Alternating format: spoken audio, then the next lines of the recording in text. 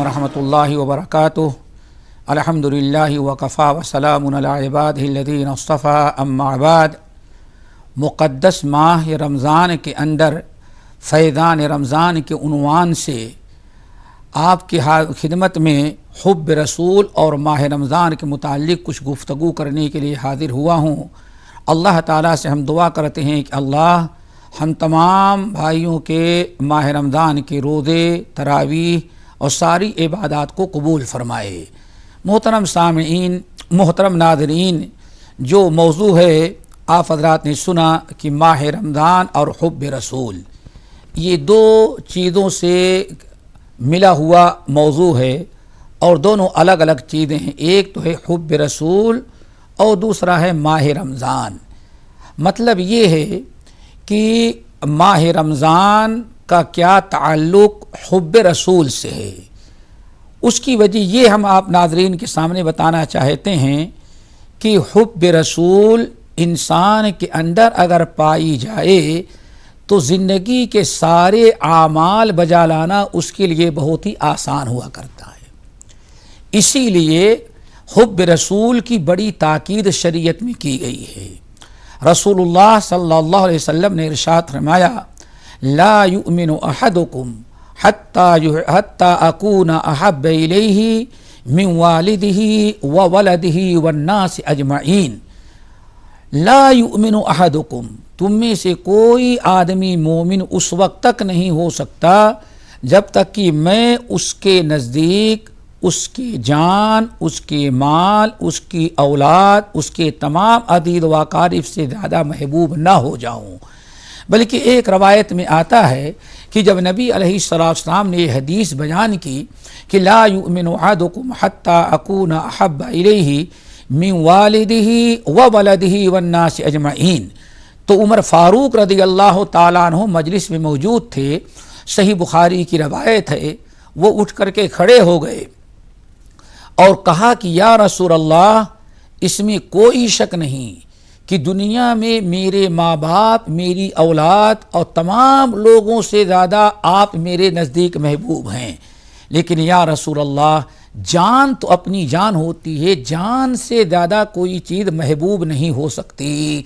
उनका इशारा ये था कि जान से ज़्यादा महबूब तो आप नहीं हो सकते, क्योंकि इंसान को अपनी जान बड़ी प्यारी होती है।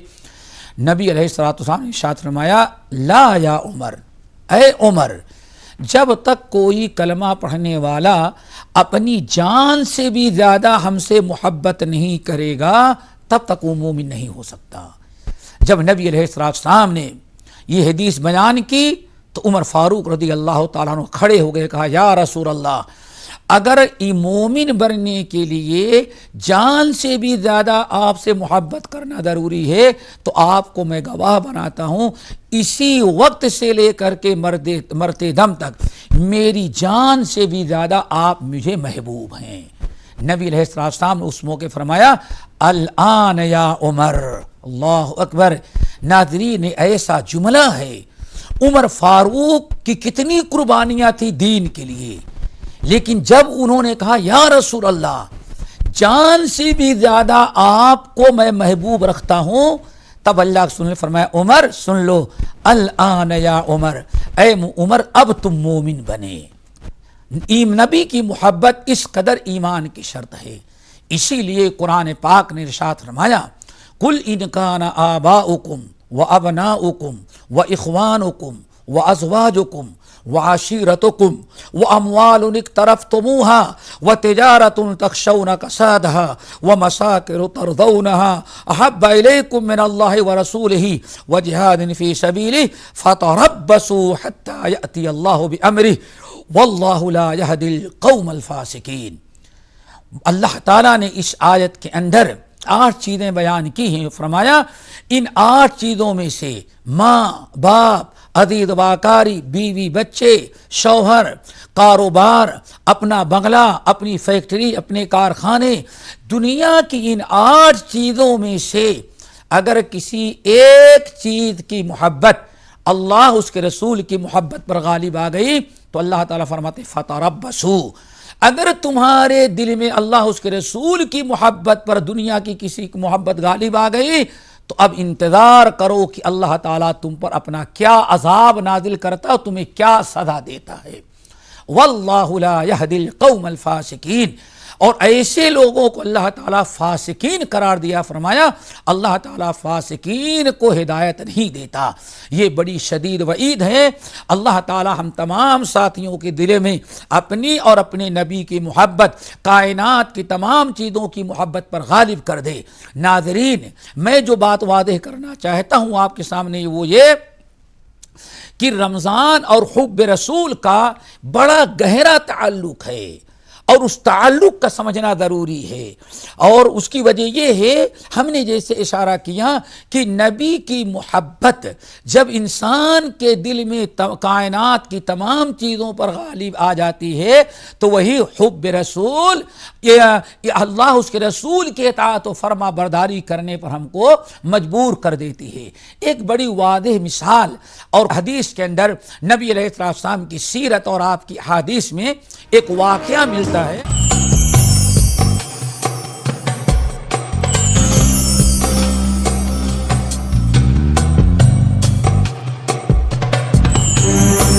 جنگ احد کے موقع پر ایک عورت ایسی تھی جس کا بیٹا، جس کا بھائی، جس کا شوہر اور جس کے باپ، یہ چاروں جہاد میں شامل ہوئے تھے، باپ بھی، بیٹا بھی، شوہر بھی اور بھائی بھی۔ آپ حضرات جانتے ہیں کہ ایک عورت کو پیدائش سے لے کر کے مرتے دم تک کسی نہ کسی مرد کے سہارے کی ضرورت پڑتی ہے۔ اس عورت کے چاروں سہارے، شوہر، باپ، بھائی، بیٹا، یہ چاروں میدان جنگ میں شریک ہوئے۔ جب جنگ شروع ہوئی تو یکے بعد دیگرے اس عورت کے چاروں سہارے، باپ، بیٹا، شوہر اور بھائی، چاروں یکے بعد دیگرے شہید کر دیے گئے۔ وہ عورت مدینہ طیبہ میں تھی، اس کو پتا چل گیا کہ تمہارے سارے لوگ شہید کر دیے گئے۔ اس کو افسوس ہو رہا تھا، اتنے میں افواہ اڑی، کسی نے اڑا دیا کہ محمد صلی اللہ علیہ وسلم بھی شہید کر دیے گئے۔ عورت مدینہ طیبہ سے میدان احد کی طرف روانہ ہوئی، جہاں جنگ ہوئی تھی احد پہاڑ کے دامن میں، اور آگے بڑھ رہی تھی۔ ایک دستہ اور ایک جماعت صحابہ کرام کی جو مدینہ طیبہ کی طرف جہاد سے فارغ ہونے کے بعد آ رہے تھے، ان سے ملی اور پوچھا کہ فیکم محمد صلی اللہ علیہ وسلم، اے لوگو محمد صلی اللہ علیہ وسلم تمہارے درمیان موجود ہیں، میں اپنی آنکھوں سے ان کا دیدار کرنا چاہتی ہوں، موجود ہیں یا شہید کر دیے گئے؟ لوگوں نے کہا محمد صلی اللہ علیہ وسلم بخیر و عافیت ہے، زندہ ہیں، پیچھے آ رہے ہیں، لیکن تمہارے باپ کو شہید کر دیا گیا۔ عورت نے کہا انا للہ و انا الیہ راجعون۔ عورت آگے بڑھی، آگے بڑھنے کے بعد ایک دوسرا گروہ مجاہدین کا، صحابہ کرام کو جو احد پہاڑ سے مدینہ طیبہ کی طرف آ رہا تھا، عورت کی مٹبھیڑ ان سے ہو گئی۔ عورت نے ان سے پوچھا کہ ذرا بتاؤ محمد صلی اللہ علیہ وسلم خیریت سے ہیں؟ ہم نے سنی ہے کہ ان کو شہید کر دیا گیا ہے۔ لوگوں نے کہا نہیں، رسول اللہ صلی اللہ علیہ وسلم بخیر و عافیت ہیں، زخمی ہیں لیکن الحمدللہ خیر ہے اور پیچھے آ رہے ہیں، لیکن اتنا یاد رکھنا تمہارے شوہر کو شہید کر دیا گیا ہے۔ عورت نے کہا انا للہ و انا الیہ راجعون، آگے بڑھی۔ نبی علیہ السلام کے دیدار کے لیے عورت بے قرار اور بے چین ہے، آگے بڑھی تو تیسرا گروہ احد سے واپس آ رہا تھا مدینہ طیبہ کی طرف، ان سے مٹبھیڑ عورت کی ہوئی۔ خاتون نے پوچھا بھائی رسول اللہ صلی اللہ علیہ وسلم تمہارے درمیان موجود ہیں؟ لوگوں نے کہا اللہ کے رسول بخیر و عافیت ہے، پیچھے آ رہے ہیں لیکن تمہارے بیٹے کو شہید کر دیا گیا ہے۔ انا للہ و انا الیہ راجعون۔ عورت پڑھی، پھر آگے کی طرف بڑھی۔ نبی علیہ السلام کو بغیر دیکھے اس کو قرار اور سکون نہیں مل رہا ہے، آگے گئی۔ چوتھا گروہ جو آ رہا تھا ان سے ملی۔ عورت نے پوچھا کہ لوگوں بتاؤ محمد صلی اللہ علیہ وسلم تمہارے درمیان موجود ہیں؟ لوگوں نے کہا محمد صلی اللہ علیہ وسلم تو پیچھے آ رہے ہیں، خیریت سے ہیں، اور تمہارے بھائی کو شہید کر دیا گیا ہے۔ عورت اپنے ہوش و حواس کو برقرار رکھے ہوئے ہر ایک کی شہادت کی خبر سن کر کے انا للہ پڑھتی ہے۔ اور آگے بڑھی. جب آگے بڑھی تو پانچواں گروہ جو آ رہا تھا اس میں نبی علیہ السلام موجود تھے. لوگوں سے پوچھتی ہے اللہ کے رسول کو بتاؤ کہ اللہ کے رسول کہاں ہیں. لوگوں نے کہا تمہارے سارے عزیز شہید کر دیے گئے, اللہ کے رسول کو بتاؤ. لوگوں نے کہا پیچھے اللہ کے رسول صلی اللہ علیہ وسلم آ رہے ہیں. عورت آگے بڑھی اور نبی علیہ السلام کو اپنے قدموں سے چلتے ہوئے جب دیکھ لیا تو اس عورت نے جو جملہ استعمال کیا وہی آپ ناظرین کو ہم بتانا چاہتے تھے. عورت نے کہا یا رسول اللہ کل مصیبت بعدک جلل. یا رسول اللہ آپ اگر خیریت سے ہیں, آپ کو میں نے صحیح سالم دیکھ لیا تو بیٹے, باپ, شوہر اور بھائی کی شہادت کی ساری مصیبت ہماری ختم ہو گئی. اللہ تعالیٰ ایسی محبت ہمارے دلوں میں اپنی اور اپنے نبی کی پیدا کر دے. اب آئیے ہم یہ باتیں بتا دینے کے بعد یہ آپ کو وعدے کرنا چاہتے ہیں حب رسول اور ماہ رمضان کا کیا تعلق ہے.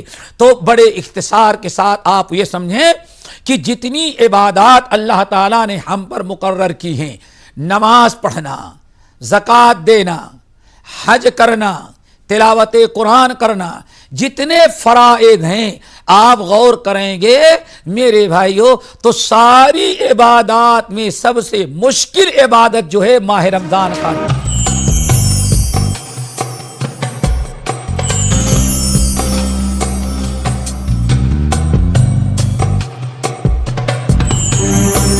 ایک مرد مومن چونکہ اس کے دل میں اللہ اس کے رسول کی محبت, کائنات کی تمام چیزوں کی محبت پر غالب ہوتی ہے, اسی لیے الحمدللہ روزہ جیسی مشکل عبادت بھی ایک مرد مومن کے لیے آسان بن جاتی ہے.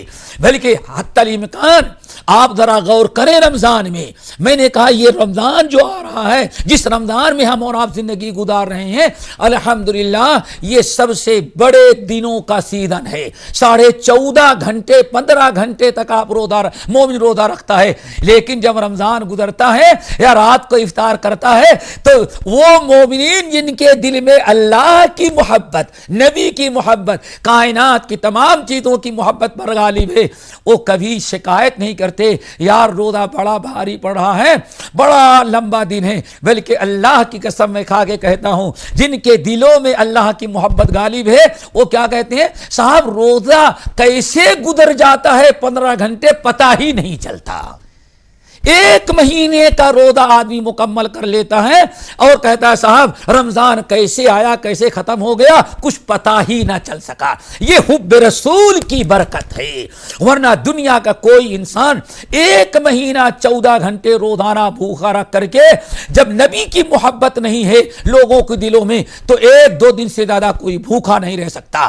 اسی لیے آئیں ذرا غور کریں, ایک تو روزہ نبی کی محبت ہمیں روزہ رکھنے پر آمادہ کرتی ہے, چاہے سردی کا موسم ہو, گرمی کا موسم ہو, چھوٹے دن ہو یا بڑے دن ہو, کہ بھوکا یا پیاسا ہو. بلکہ بسا اوقات نبی کی محبت, اللہ کی محبت, شریعت کی محبت, کتاب اللہ کی محبت, سنت رسول کی محبت, اتباع رسول کی عظمت مومن کے دل میں اتنا غالب رہتی ہے کہ اللہ کی قسم اگر کبھی غلطی سے سو گیا سحر نہیں کر پاتا جب بھی وہ روزہ مکمل رکھتا ہے, روزہ چھوڑنے کے لیے تیار نہیں. وہ کون سی چیز ہے مومن کے دل میں جو بغیر سحر کے کیے ہوئے بھی روزہ رکھنے پورا کرنے پر اس کو مجبور کر دے رہی ہے؟ ایمان باللہ, ایمان بالرسول, ایمان بالآخرت اور حب الہی اور حب رسول ہے. اللہ تعالی ہمارے لیے ماہ رمضان کے روزوں کو آسان بنا دے. اب آئیں, اگر نبی کی محبت دل میں ہمارے ہے تو ہم مشکل سے مشکل عبادات کریں گے. کیوں؟ ہر مسلمان کو حب رسول مجبور کرتی ہے کہ نبی نے جو کچھ رمضان میں کیا ہے اس کو کرو. اور یہی محبت کا تقاضا ہے کہ محبت حقیقی وہ ہوتی ہے کہ جس سے آپ محبت کرتے ہیں اس کی ہر ادا کو اپنانے کی کوشش کریں.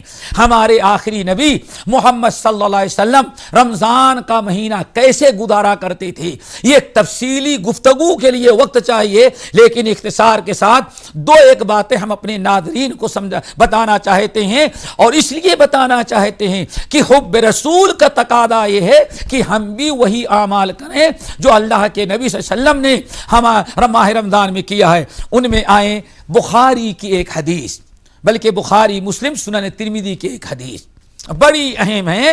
نبی علیہ السلام کا رمضان کیسے گزرتا تھا وہ ناظرین کے سامنے رکھنا چاہتے ہیں۔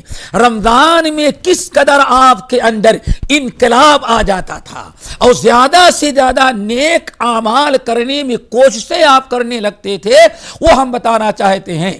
حضرت عبداللہ ابن عباس رضی اللہ تعالی عنہما مشہور صحابی ہے، صحیح بخاری، مسلم اور ترمذی کی حدیث ہے، ان کا بیان سنیں۔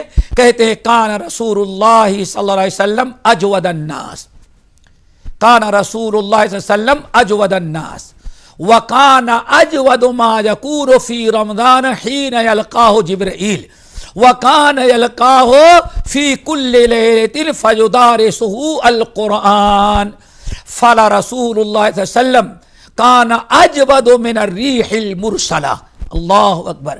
عبداللہ بن عباس رضی اللہ تعالیٰ عنہما کہہ رہے ہیں کہ اے لوگو، نبی علیہ السلام دنیا کے اندر تمام لوگوں میں سب سے زیادہ سخاوت کرنے والے تھے، اور خاص طور سے ماہ رمضان جب آ جاتا تو آپ کی سخاوت بے انتہا بڑھ جاتی تھی، آپ کے سخاوت کی کوئی انتہا نہیں رہ جاتی تھی۔ پھر آگے کہتے ہیں رمضان کی تمام راتوں میں جبرائیل امین آپ کے پاس آتے تھے اور قرآن کا دور کرتے تھے۔ اب ماہ رمضان کے اندر نبی علیہ السلام جود و سخا کتنا کرتے تھے، لوگوں کو کتنا زیادہ فائدہ پہنچاتے تھے، اللہ تعالیٰ کی مخلوق کو ماہ رمضان میں رسول اللہ صلی اللہ علیہ وسلم سے کتنا نفع اور فائدہ پہنچتا تھا، اس کو عبداللہ بن عباس رضی اللہ تعالیٰ عنہما کے زبان سے سمجھو۔ کہتے ہیں فلا رسول اللہ صلی اللہ علیہ وسلم اجود من الریح المرسلہ او کما قال۔ کہتے اے لوگو، رمضان لگتا تھا تو نبی علیہ السلام کتنا زیادہ سخاوت کرتے اور کس قدر لوگوں کو فائدہ پہنچاتے تھے، اس کا اندازہ اس سے لگایا جا سکتا ہے۔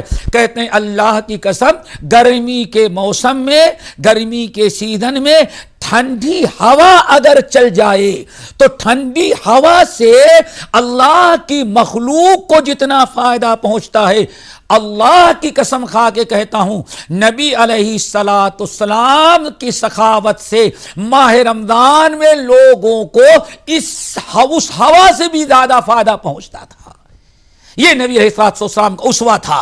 حب رسول کا تقاضا یہ ہے کہ ہم لوگ نبی علیہ السلام کے اس اسوے کو اپنائیں اور ماہ رمضان میں اللہ کی مخلوق کو روزے اور تراویح اور عبادات کے ساتھ نبی کی سنت پر عمل کرتے ہوئے اللہ تعالیٰ کی مخلوق کو جتنا زیادہ سے زیادہ فائدہ پہنچا سکتے ہیں، اللہ تعالیٰ کی مخلوق کو فائدہ پہنچائیں۔ اسی طرح سے رسول اللہ صلی اللہ علیہ وسلم کے متعلق حضرت عائشہ رضی اللہ تعالیٰ عنہ فرماتی ہیں، نبی علیہ السلام کان یجتہد فی العشر الاواخر ما لا یجتہد فی غیرہ۔ ماہ رمضان میں تو اللہ کے رسول عمومی طور پر سال کے 11 مہینوں کے مقابلے میں آپ بہت ہی زیادہ عبادت کرتے تھے، لیکن خاص طور سے آخری عشرہ جب لگ جاتا تھا تو نبی علیہ السلام بے انتہا عبادت میں کوشش کرتے تھے۔ آخری عشرے میں تو آپ بہت ہی زیادہ اللہ تعالیٰ کی عبادت کرتے تھے، یہاں تک کہ حضرت عائشہ رضی اللہ تعالیٰ عنہ کہتی ہیں آپ لنگوٹ کس لیتے، اعتکاف میں بیٹھ جاتے، عورتوں سے کنارہ کشی اختیار کر لیتے، اور یہاں تک کہ ماہ رمضان کے آخری عشرے کی ساری راتیں جگ کر کے آپ خود بھی عبادت کرتے تھے اور اپنے گھر والوں کو بھی عبادت پر آمادہ کرتے تھے، مجبور کرتے تھے۔ ناظرین، وقت انتہا کو پہنچا ہے، آخر میں یہ پھر ہم بتانا چاہتے ہیں کہ حب رسول اور ماہ رمضان کا اس لیے بڑا گہرا تعلق ہے کہ ماہ حب رسول انسان کے اندر جتنی زیادہ ہوگی اتنی ہی زیادہ ماہ رمضان میں نبی کی اتباع کرنے پر حب رسول آمادہ کرے گی اور زیادہ سے زیادہ ہم عبادت کریں گے۔ اللہ تعالی ہم سب کو عمل کی توفیق نصیب فرمائے اور نبی صلی اللہ علیہ وسلم کی محبت کا تقاضا ادا کرتے ہوئے زیادہ سے زیادہ آپ کے اسوے کو اپنانے کی توفیق دے۔ وآخر دعوانا ان الحمد للہ رب العالمین۔